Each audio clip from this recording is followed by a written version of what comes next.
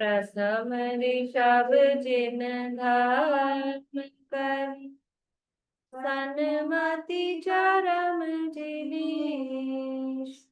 विघ्न हरन मंगल करन, भवतम दुरित दिनेश। वाणी जिन मुख ते खिरी, करी गणाधिप कान। अक्षर पदमय विस्तरी, करई सकल कल्याण। गुरु गणधर गुणधर सकल, प्रचुर परम्परयो। व्रत तप धर तनु नगन तर, वंदो वृष शिरमो। वंदो वृष शिरमो। त्रिभुवन तिलयं देवं, वन्दिता त्रिभुवनेन्द्र परिपूज्यम्। वोच्छं अनुपेहाओ, भव्य जनानंद जननीयो। त्रिभुवन तिलक शत इंद्र वंदित, देव श्री अरिहंत को कर नमन कम। अनुपेक्षामय भाग्य को सुख कर।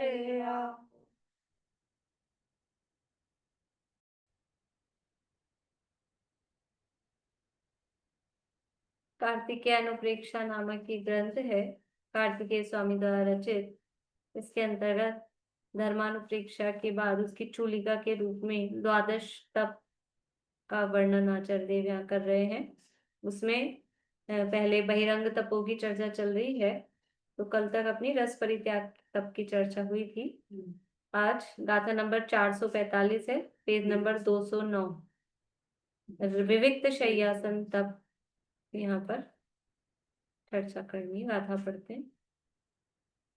जो राय दोष हेतु, जो राय दोष हेतु, आसन सिज्जादियं परिचयई। आसन सिज्जादियं परिचयई।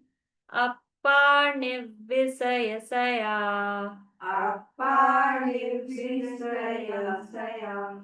तस्तवो पंचमो परमो। तस्तवो पंचमो परमो। जो राय दोष हेतु, आसन सिज्जादियं परिचयई। जो राय दोष हेतु, आसन सिज्जादियं परिचयई। अपार्णिर्विषयसया, तस्तवो पंचमो परमो। अपार्णिर्विषयसया, तस्तवो पंचमो परमो। देखिए क्या कह रहे हैं। जो यानी जो मुनि, राय दोष हेतु, राग और दोष का जो हेतु है, कारण है, निमित्त है, ऐसा आसन सिज्जादियम, आसन और सिज्जा यानी शैया, आसन और शैया आदि परिचयी, उनका परित्याग करता है, उनको छोड़ देता है।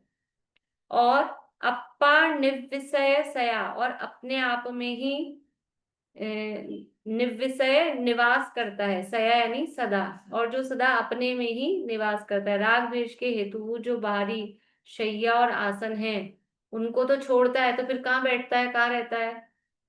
तो कि अपने आत्म स्वरूप में ही सोता है, आत्म स्वरूप में ही बैठता है। तस् तवो, तस् यानी उसके, तवो यानी तप, पंचमो यानी पांचवा। पांचवा कौन सा है? तो विविक्त शय्यासन परमो यानी उत्कृष्ट, उत्कृष्ट विविक्त शय्यासन तप उसके होता है। अन्वयार्थ, जो मुनि राग द्वेष के कारण आसन शय्या आदि को छोड़ता है तथा सदा अपने आत्म स्वरूप में रहता है और इंद्रियों के विषयों से विरक्त होता है, ये इन्होंने अर्थ में अलग से मतलब उसका भाव लिख के लिखा है। उस मुनि के पांचवा तप विविक्त शय्यासन उत्कृष्ट होता है। गाथा और पद्यानुवाद पढ़ते हैं। विविक्त का मतलब उससे अलग, अलग एकत्व विभक्त, जैसे विविक्त अलग होना। जो राय दोष हेतु आसन सिज्जादियं परिचयैः अपानिर्विषयतया तस्ताहो पंचमो परमो रागादि हेतुक शयन आसन आदि को जो परित्यजे लीन निज में रहे तप है विविक्त शय्यासन उन्हें। भावार्थ, आसन अर्थात बैठने का स्थान और शय्या अर्थात सोने का स्थान आदि, आदि शब्द से मल मूत्र क्षेपण करने का स्थान ऐसा हो जहां राग द्वेष उत्पन्न न हो और वीतरागता बढ़े, ऐसे एकांत स्थान में सोवे और बैठे। देखो, राग द्वेष उत्पन्न करने के कारणभूत जो शय्या और आसन है, ऐसा कहा। तो दो तरह से इसके अर्थ अपन कर सकते हैं। एक तो सीधा सीधा सा अर्थ कि जो आसन जहां हम बैठ रहे हैं और जो शैया जहां हम सो रहे हैं, वो स्थान हमें राग द्वेष उत्पन्न करा था, ये तो चुभता है और बढ़िया डनलप वाला हो तो वो बढ़िया लगता है, वो कुर्सी में आराम नहीं मिल रहा, ऐसी कुर्सी हो, तो ये राग द्वेष उत्पन्न हुआ ना, इस कुर्सी कुर्सी के प्रति राग और उस कुर्सी के प्रति द्वेष, इस स्थान के प्रति राग और इस स्थान के प्रति द्वेष। तो ये राग द्वेष उत्पन्न करने के कारणभूत शय्या आसन है, इनके कारण से राग द्वेष उत्पन्न होता है, तो इनको छोड़ा। और दूसरा अर्थ जो यहाँ इसमें इंद्रियों का विषय भी हाँ, इंद्रियों के विषय से तो विरक्त हुआ ना, कि कोमल चाहिए आपको, ये शिला कठोर है, ये जरा सॉफ्ट सी चिकनी सी बढ़िया दिख रही है, चुभेगी नहीं, ऐसा अपन तो देखते हैं, विचार करते हैं कौन सी चीज चुभेगी कौन सी नहीं चुभेगी, क्या है उस हिसाब से। पर ये मतलब मुनिराज की जिससे हमें राग द्वेष उत्पन्न हो रहे हैं, तो उनका ही त्याग करना, तो उनका त्याग करना वास्तव में उस स्थान का त्याग करना नहीं है, वास्तव में वो वस्तु के प्रति राग द्वेष, अपने मन में जो राग द्वेष हो रहे हैं ना, उन राग द्वेष का त्याग करना। तो एक तो ये बात हुई, और दूसरा कि वो हमारा स्थान ऐसा हो कि जहां हमें राग द्वेष उत्पन्न ना हो। तो वो दूसरा ऐसा कि यहाँ हम बैठते हैं, यहाँ बहुत शोर होता है, यहाँ हमें राग मतलब ऐसा, इस घर में रहते हैं तो इस घर में किच किच पिच पिच चलती रहती है, तो यहाँ राग द्वेष उत्पन्न होता है। तो ऐसे स्थान में यहाँ सोते हैं, गाड़ियों की बहुत आवाज आती है, मेन रोड पे कमरा है, सारे दिन पी पी पी पी, तो ये राग द्वेष उत्पन्न करा रहा है। तो उस स्थान मतलब राग द्वेष उत्पन्न करने वाले जो शैया और आसन का जो स्थान है, उसको छोड़ता है, नहीं ऐसे स्थान पर सोना बैठना मलमूत्र क्षेपण आदि नहीं करता कि जिसको देखकर राग द्वेष उत्पन्न हो, अथवा ये स्थान अच्छा है, मनोहारी है, बढ़िया लग रहा है, राग उत्पन्न हो रहा है, तो ऐसा करके वो उन स्थानों को छोड़ता है। और विविक्त का मतलब ये भी है कि सबसे अलग, तो एकांत स्थान में जहां सब लोग रहते हो, घर कौन सा अच्छा लगता है, अकेले घर में कमरे में आपको रख दें, सारी सुख सुविधाएं दे दें, टाइम पे भोजन पहुंचा देंगे, फल फ्रूट जूस जो टाइम टू टाइम होगा वो आपको खिड़की से पकड़ा दिया जाएगा, आप अकेले रहो, कितना ही अच्छे अपने को रुचि भी हो ना, तो भी एक आध दो दिन रह जाए तो बोल रहे जेल ही है अच्छी फर्स्ट क्लास की जेल है, नहीं रहे कोरोना में भी बिल्कुल आप हाँ क्वारंटाइन हो जाओ, तो वो कैसा स्थिति थी। तो वो अकेला रहना ही बड़ा मतलब भारी सजा लगती, रह नहीं सकता आदमी अकेला। तो मुनिराज वो अकेले रहते हैं क्योंकि साथ रहने में राग द्वेष उत्पन्न होते हैं। तो वो राग द्वेष उत्पन्न होने के कारण वो जिन स्थानों पे बैठकर सोकर अपना टाइम जो भी गुजारते हैं, वह राग द्वेष उत्पन्न होते हैं, तो उनका त्याग करते हैं।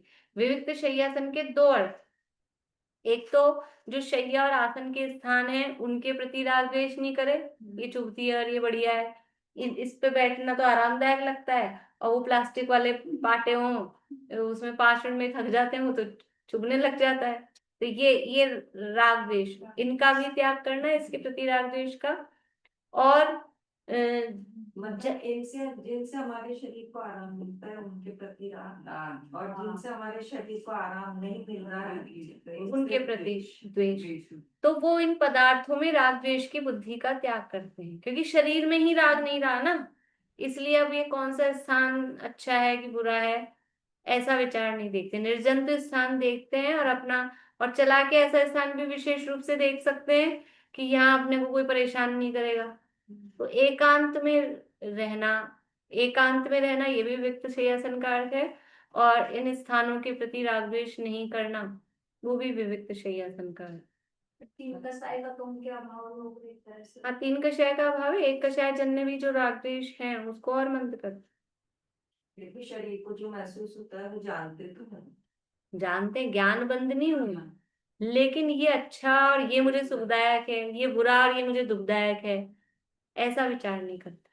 और अपन भी कंपैरिजन करके लाते हैं कि वो ज्यादा से ज्यादा आराम आसन यानी बैठने का स्थान और शैया यानी सोने का स्थान आदि शब्द से मल मूत्र क्षेपण करने का स्थान ऐसा हो जहां राग द्वेष उत्पन्न न हो और वीतरागता बढ़े, ऐसे एकांत स्थान में सोवे बैठे, क्योंकि मुनियों को अपना आत्म स्वरूप साधना है, इंद्रिय विषय नहीं सेवन करने, इसलिए एकांत स्थान कहा गया है।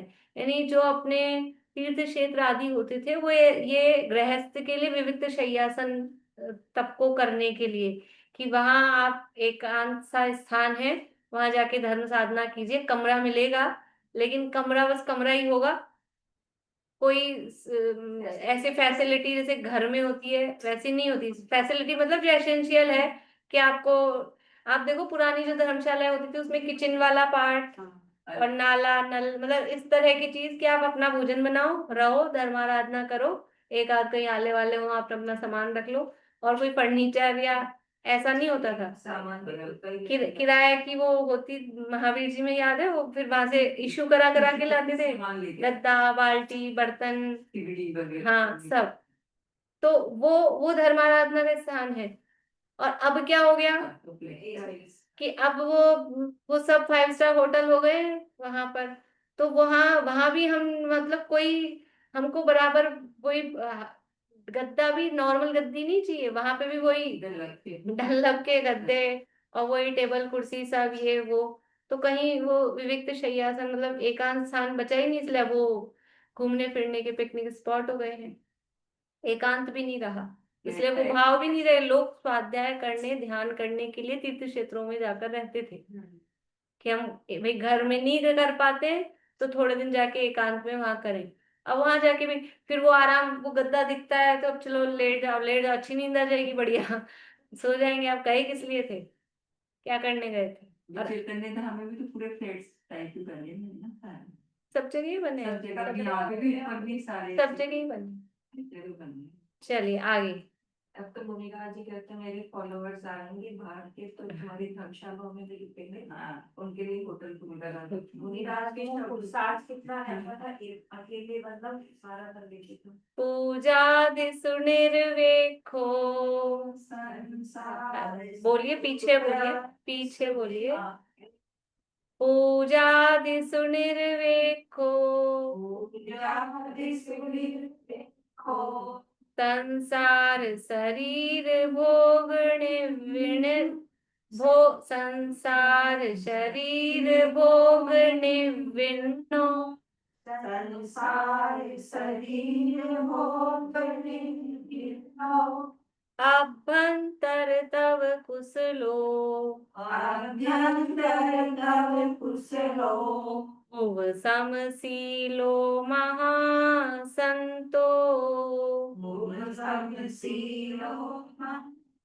संतो जो निवसेदि मसाणे जो से दिवसाने वनगहने निर्जने महाभीमे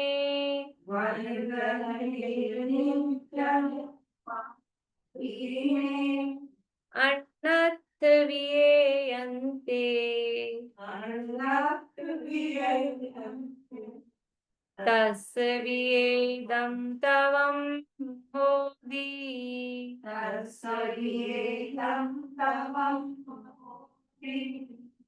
पूजा आदि सु निर्वेक्षो, जो अपनी पूजा आदि से निरपेक्ष है। पूजा मतलब मान सम्मान गुणगान कोई अर्घ उतारे, ऐसा पूजा आदि से निर्वेक को निरपेक्ष है, उसकी आकांक्षा उसकी अपेक्षा से रहित है। और संसार शरीर भोग निविन्नो, संसार शरीर और भोगों से कैसा है? निविन्नो, उनसे हाँ विरक्त है, निर्विक्त है, विरक्त है।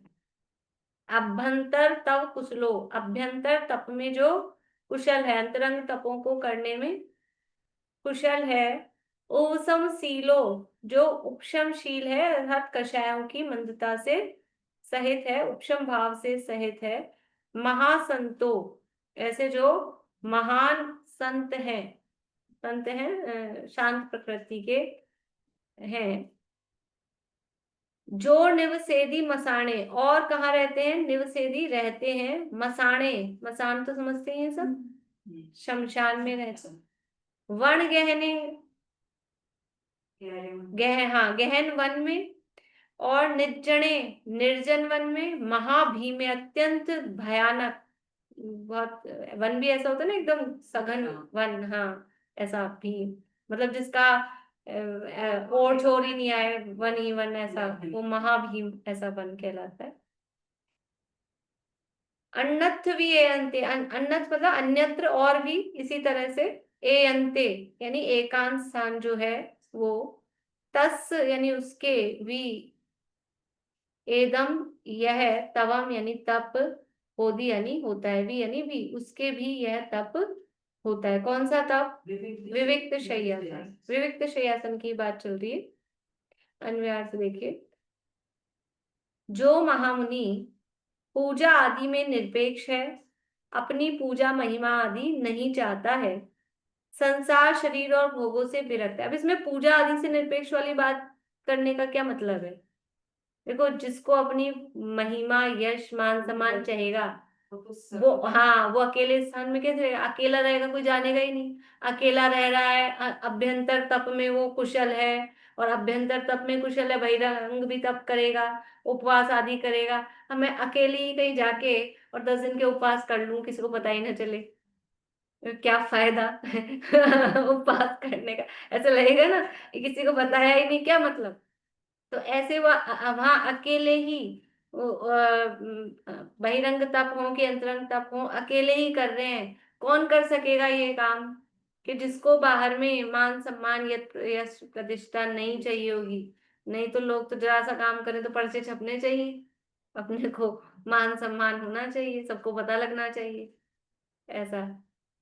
तो पूजा आदि से निरपेक्ष है, अपनी पूजा महिमा नहीं चाहते, संसार शरीर भोगों से विरक्त हैं, स्वाध्याय ध्यान आदि अंतरंग तपों में प्रवीण है, ध्यान अध्ययन का निरंतर अभ्यास रखता है, उपशमशील यानी मंद कषाय रूप शांत परिणाम ही है स्वभाव जिसका, ऐसा है, तथा महापराक्रमी है। महासंतो कहा ना, तो शांत परिणाम होना ये पराक्रम है। हमको लगता है पराक्रमी मतलब ऐसा होगा कोई ले धनुष बाण और उठाया, तो पराक्रम उसका नाम नहीं है। ये शांत रहना, उपशम भाव, ये महापराक्रम है। समाधि परिणाम युक्त है, ये महापराक्रम है। शमशान भूमि में, गहन वन में, निर्जन स्थान में, महाभयानक उद्यान में, उद्यान शब्द लिखा है लेकिन वो वन ही समझना, कि अपन अपनी कल्पना जो उद्यान की होती है ना, तो अपने को तो गार्डन बढ़िया अच्छा लगता है, तो लगता है वो उद्यान तो अच्छी चीज है, लेकिन वो गहन वन। अन्य भी ऐसे एकांत स्थानों में रहता है उसके निश्चय से यह विविक्त शय्यासन तप होता है। जो ऐसे एकांत स्थानों में रहते हैं उनके वास्तव में विविक्त शय्यासन तप होता है। देखो, जो आत्महित के इच्छुक हैं और जिनको आत्महित की गहरी लगन, तो मुनि दीक्षा ही तब ली है। और मुनि दीक्षा लेकर भी और फिर संघ में तो रहे, वहां भी एकांत ही है, कोई वो नहीं है।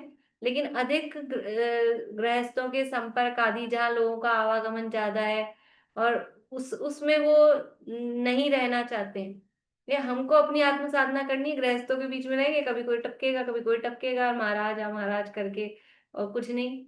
उनके बीच में रहने से क्या है। ऐसे भी चतुर्मास मतलब 5 से 6 महीने तो ग्रस्तों के संपर्क में रहते ही रहते हैं। एक महीना पहले से आना, फिर एक महीना बाद में जाना, करीब करीब 6 महीने हो जाते हैं। अच्छा, आजकल हो जाते हैं वो। और पहले भी वो जो चातुर्मास स्थापना जो होती थी, तो कोई जरूरी नहीं वो शहर में आके करे। वो तो चातुर्मास में एक स्थान पे रहना है, तो वो जंगल के मतलब नगर के पास में बाहर जंगल में ही रहते। लेकिन अब जो देख, हाँ, अब आज अब की तो 6 महीने कहे तो क्या, लगते हाँ 6 महीने हो जाते हैं लगभग। और फिर बाकी सब लोग चलते रहता है, तब भी जी इसीलिए बनाते थे। अब जंगल बचे नहीं, पहली बात। और बचे भी हैं तो कौन से मुनराज जाके वहां जंगल में रहते हैं। तब वही अच्छे खासे कमरे अमरे इस तरह के बन रखे हैं, वो सब उसी तरह से। अब क्या ज्यादा बोलने वाली बातें नहीं है। ठीक है, तो अभी देख के भी आई हूँ। अ, ऐसा ही है। कहना रहते भैया तो उनका खत्म ही हो गई। देखो, भय खत्म हो गया ऐसे नहीं कह सकते। ये तो जो कहा जाता है ना, वो उत्कृष्टता की अपेक्षा से कहा जाता है कि शेर को देख के भी नहीं डर रहे। ऐसा भी हो सकता है, कोई मुनिराज शेर को देख के, क्योंकि जो भी भय का उदय आ सकता है, डर भी सकते हैं, निषेध नहीं है। तो जो कुछ इस प्रकृति के होते हैं वो फिर नगर के पास ऐसे रहते हैं। लेकिन फिर भी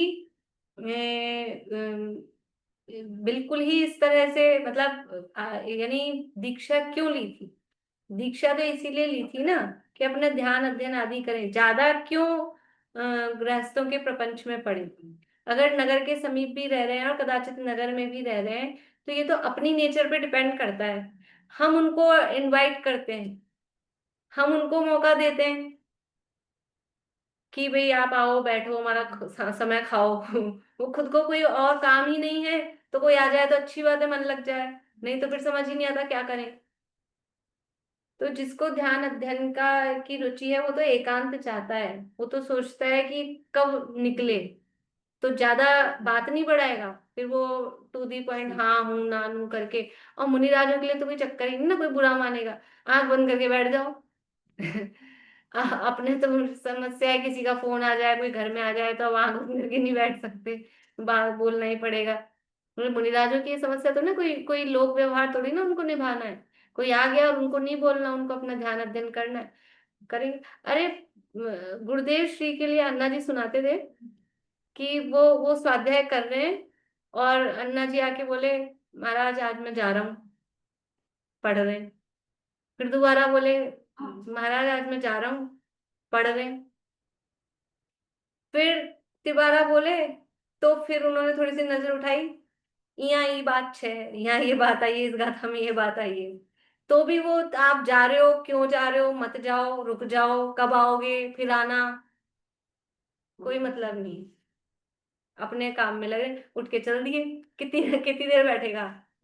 यदि हम रेस्पॉन्स नहीं करेंगे, तो दूसरा आदमी हमारा उपयोग जब ऐसे खराब नहीं करता है वास्तव में। ये तो अपन ही शिथिल होते हैं। तो फिर इन्होंने हमारा उपयोग खराब किया, इन्होंने हमारा उपयोग किया, अपना उपयोग हम खुद ही खराब करते हैं, तो दूसरा उसमें निमित्त कहा जाता है। देखिए भावार्थ। दूसरों पे दोष लगाने में माँ ही ना। स्वयं तो महंत बने रहना चाहता है और अपना दोष दूसरों पे लगाता है। पर जिन आज्ञा में ऐसी अनीति चलती नहीं है, कर्म तो बराबर सब समझते हैं। महामुनि, भावार्थ है, महामुनि विविक्त शय्यासन तप करते हैं। वे ऐसे एकांत स्थान में सोते बैठते हैं जहां चित्त में क्षोभ करने वाले कोई भी पदार्थ नहीं होते हैं।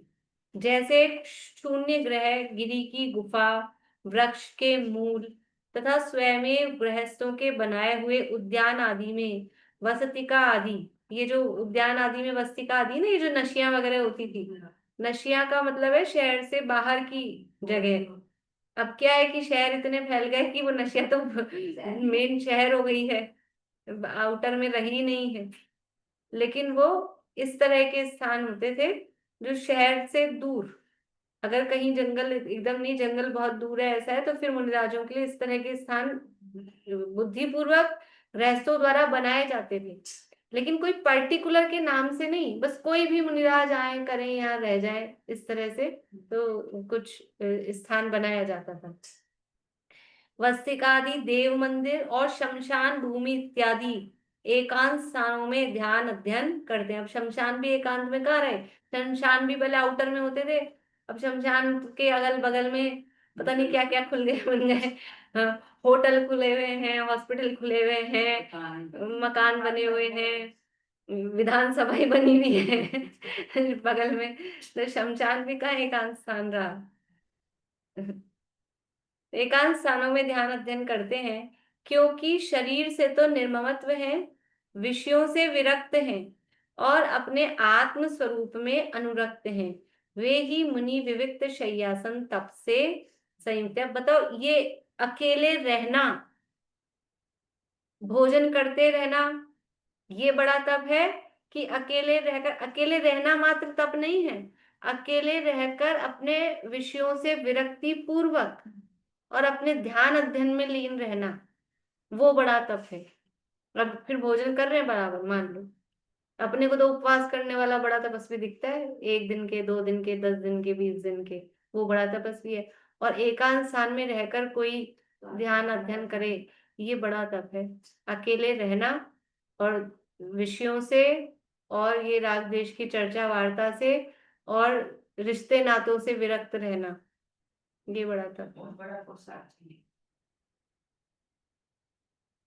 तय करते हैं, टाइम हो गया।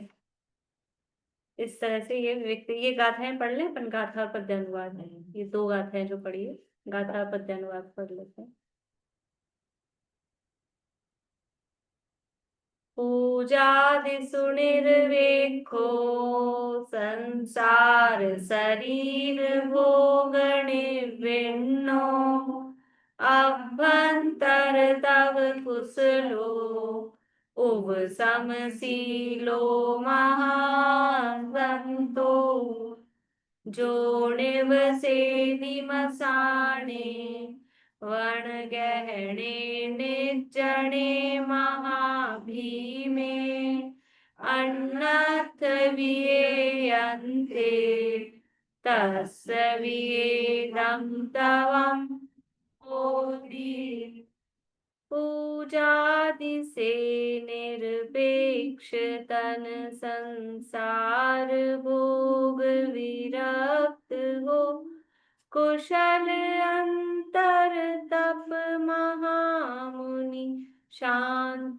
परिणामीय हो वास करते महाभयंकर गहन वन एकांत में मशान में जो रहे तप हो विविक्त शय्यासन उन्हें।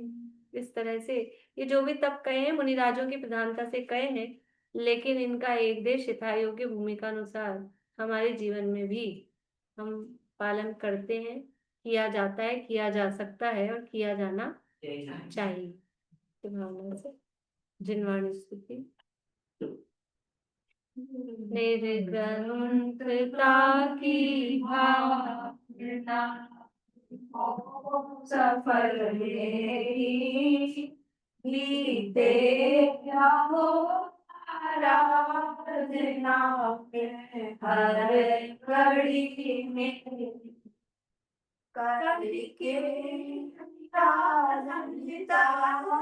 का बोलो करो खाया आराधना का ये समय अति पुण्य से पाया मिथ्या प्रपंच में उलझ अब क्यों करूं तेरी निर्भरता की भावना अब हो सफल मेरी बीते या हो रात नाम हर घड़ी में।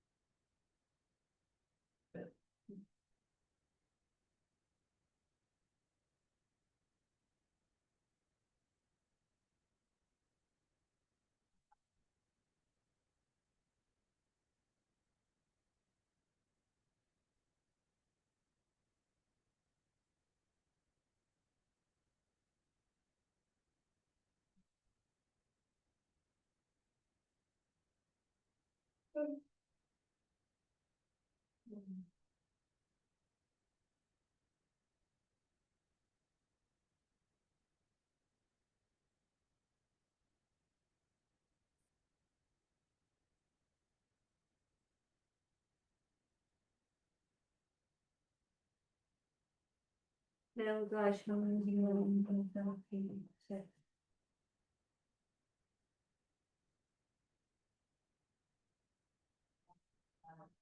जैसे कभी